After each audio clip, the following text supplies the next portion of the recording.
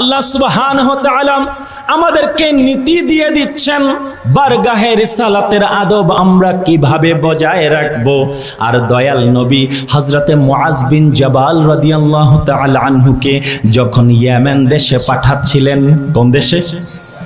যখন ইয়েমেন দেশে পাঠাচ্ছিলেন কাজী হিসেবে, বিচারক হিসেবে, হাকিম হিসেবে, শাসক হিসেবে, আবু দাউদ শরীফের সহিহ হাদিস, আল্লাহর হাবিব সাল্লাল্লাহু আলাইহি ওয়াসাল্লাম মুআজ বিন জাবাল রাদিয়াল্লাহু তাআলা আনহুকে ডেকে বলছেন, ও মুআজ বিন জাবাল, যখন তোমার কাছে কোনো একটা বিষয়ে ফয়সালা দেওয়ার সময় আসবে, যখন তুমি কোনো একটা বিষয়ে বিচার কার্য যখন সম্পন্ন করবে, কাইফা তাহকুমু বাইনান নাস, মানুষের মাঝে কিভাবে তুমি বিচার কার্য সম্পাদন করবে। আল্লাহর হাবিব সাল্লাল্লাহু আলাইহি ওয়াসাল্লাম উনার প্রিয় সাহাবী জলিল কদর সাহাবী মুআজ বিন জাবাল রাদিয়াল্লাহু তাআলা আনহুকে পরীক্ষা করছেন, ও মুআজ তুমি কি শিখেছো আমি একটু বুঝতে চাই। জীবনের যে কোনো সমস্যায় তুমি কোন বিষয়টাকে প্রাধান্য দাও, কোন বিষয়টাকে প্রায়োরিটি দাও, আমি নবীর বুঝার আছে, আমি নবীর কাছে তুমি যাওয়ার আগে পরীক্ষা দিয়ে যাও। হযরতে মুআজ বিন জাবাল রাদিয়াল্লাহু তাআলা আনহু তিনি বললেন, ইয়া রাসূলুল্লাহ আকদি বিকিতাবিল্লাহ আহকুমু বিকিতাবিল্লাহ, আমি সর্বপ্রথমে আল্লাহর কিতাব কুরআন মাজিদের মাধ্যমে মানুষের মধ্যে ফয়সালা দিব, বিচার কার্য সম্পাদন করব। জুরে সুরে সুবহানাল্লাহ। প্রথম কথা কি? কুরআন মাজিদের মাধ্যমে মানুষের দৈনন্দিন জীবনের যত সমস্যা আছে, পারিবারিক সমস্যা হোক, সামাজিক সমস্যা হোক, গ্রাম্য সমস্যা হোক, রাষ্ট্রীয় সমস্যা হোক, অর্থনৈতিক জীবনের সমস্যা হোক, আন্তর্জাতিক জীবনের সমস্যা হোক, সর্বপ্রথম সোর্স আমাদের মুসলমানদের ইসলামী শরীয়তের সর্বপ্রথম উৎস হচ্ছে আল কুরআন, কুরআন মাজিদ, কুরআন শরীফ। কুরআনের মাধ্যমে আমাদের জীবনের সকল সমস্যার সমাধান দিতে হবে।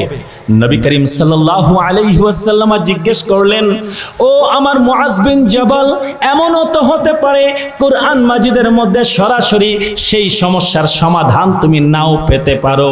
ফা ইল্লাম তাজিদ ফি কিতাবিল্লাহ, যদি কুরআন মাজিদে তুমি সেই সমস্যার সমাধান না পাও তখন তুমি কি করবে? মুআজ বিন জাবাল রাদিয়াল্লাহু তাআলা আনহু জবাব দিচ্ছেন, ফাবিসুন্নাতি রাসূলিল্লাহ, দয়াল নবীর সুন্নাহর মাধ্যমে আমি সকল মানুষের সকল সমস্যার সমাধান দেওয়ার চেষ্টা করব। আল্লাহু আকবার। কুরআন মাজিদে না পাওয়া গেলে তখন দয়াল নবীর সুন্নাহর দিকে ফিরে যেতে হবে। নবী করিম সাল্লাল্লাহু আলাইহি ওয়াসাল্লাম খুশি হয়ে গেলেন, তখন বললেন, ও মুআজ, হতে পারে কুরআনেও তুমি পাবে না, সুন্নাতেও পাবে না, হতে পারে নতুন কোনো সমস্যা, যেই সমস্যা দয়াল নবীর যুগে ছিল না, সাহাবায়ে কেরামের যুগে ছিল না, হতে পারে এমন নতুন নতুন সমস্যা প্রতি যুগেই আমাদের সামনে আসবে। দয়াল নবী জিজ্ঞেস করছেন, ফা ইল্লাম তাজিদ ফি কিতাবিল্লাহ ওয়া ফি সুন্নাতি রাসূলিল্লাহ, আল্লাহর কুরআনেও যদি না পাও, তুমি যদি সুন্নাতেও না পাও, তখন তুমি কি করবে? প্রশ্ন উঠে কি না? তখন আমরা কি করব? এমন হাজারো বিষয় যা দয়াল নবীর জামানাতে ছিল না, নবী করিম সাল্লাল্লাহু আলাইহি ওয়াসাল্লামের জামানাতে ছিল না, কুরআনের ওহী অবতরণের সময়ে ছিল না, কিন্তু নতুন উদ্ভূত মাসআলা, নতুন সমস্যা, সেটা আমরা কিভাবে সমাধান করব? দয়াল নবী হযরতে মুআজ বিন জাবাল রাদিয়াল্লাহু তাআলা আনহুর মাধ্যমে আমাদেরকে দিয়ে দিচ্ছেন। হযরতে মুআজ বিন জাবাল রাদিয়াল্লাহু তাআলা আনহু বলছেন, আজতাহিদু বিরাই, অর্থাৎ আমি কুরআন এবং সুন্নাহর আলোকে ইজতিহাদ করব। কি করব?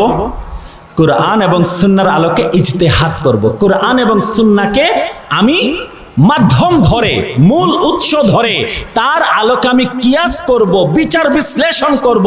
কুরআন সুন্নাহর আলোকে আমি সেই নতুন বিষয়টার উপরে একটা হুকুম দেওয়ার চেষ্টা করব। নবী করিম সাল্লাল্লাহু আলাইহি ওয়াসাল্লাম জবাব শুনে অত্যন্ত খুশি হয়ে গেলেন এবং হযরতে মুআজ বিন জাবাল রাদিয়াল্লাহু তাআলা আনহুর পবিত্র বুকের মধ্যে এইভাবে মৃদু আঘাত করলেন আর বললেন আলহামদুলিল্লাহ ইল্লাযী ওয়াফাকা রাসূলা রাসূলিল্লাহি লিমা ইয়ারদা রাসূলুল্লাহ। আল্লাহ সুবহানাহু ওয়া তাআলার শুকরিয়া আদায় করছি, যেই মহান আল্লাহ আল্লাহর রাসূলের দূতকে, আল্লাহর রাসূলের প্রেরিত একজন প্রতিনিধিকে দয়াল নবী যেইভাবে চান সেইভাবে সিদ্ধান্ত দেওয়ার, বিচার বিশ্লেষণ করার ক্ষমতা যেই আল্লাহ দিয়েছেন, সেই আল্লাহর জন্য অসংখ্য অগণিত আমি প্রশংসা এবং শুকরিয়া আদায় করছি। আল্লাহু আকবার। তো আমাদেরকে দয়াল নবীজির শান ও মান যদি বুঝতে হয়, তাহলে আমাদেরকে কোন দিকে ফিরে যেতে হবে? কোরআন এবং সুন্নাহর দিকে। জীবনের যে কোনো সমস্যার সমাধানের সর্বপ্রথম প্রাইমারি সোর্স হচ্ছে কোরআন মাজিদ। কোরআন মাজিদে যদি আমি না পাই, তাহলে দয়াল নবীর সুন্নাহ। আল্লাহর হাবিব সাল্লাল্লাহু আলাইহি ওয়াসাল্লামকে আল্লাহ সুবহানাহু ওয়া তাআলা কতটুকু সম্মান দিয়েছেন, কতটুকু মর্যাদা দিয়েছেন, দয়াল নবীজির শান ও মান কতটুকু, সেইটাও যদি বুঝতে হয়, আমাদেরকে কোরআন মাজিদের দিকে ফিরে যেতে হবে।